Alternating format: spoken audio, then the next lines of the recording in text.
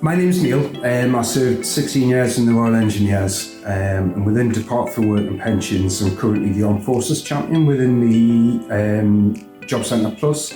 So I support work coaches to better support the Armed Forces community who are in receipt of working age benefits.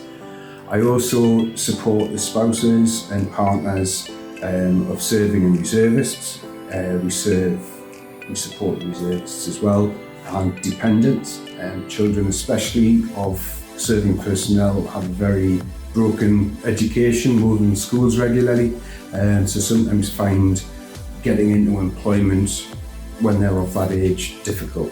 I also link in with a lot of external agencies to support the Armed Forces community.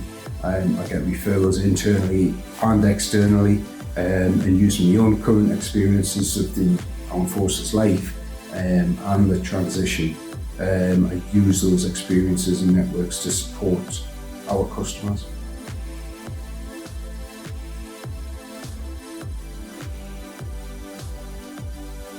The current solutions to finding support now, and especially within Northumbria Health Trust, would be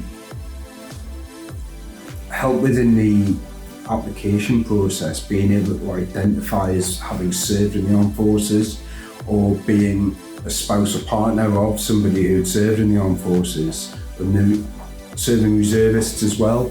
They can obviously get that support to fill in those applications and be notified so that the recruitment office know that these people have got those services. We've also got our Armed Forces Champion who is, gets notified when someone from the Armed Forces community applies for these roles, and they can have an informal chat about the role that they're going to be going into, what skills and how they can transfer those skills to the application.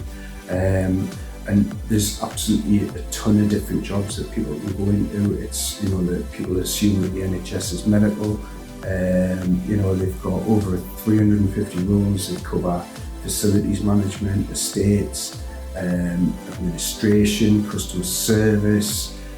There's a whole host of different opportunities there. So, from part-time, you've got bank staff where it's almost like a flexible contract where you take hours when you need them. Something like that would be ideal for spouses of serving personnel. And then you've got the, up to full-time hours. If you want to train as a nurse, you're able to do that with the apprenticeship schemes they've got. And also you've got the mentoring schemes where you can go in and do a work placement with somebody who served in the Armed Forces, who's already working there, so you can get how they have transitioned into that role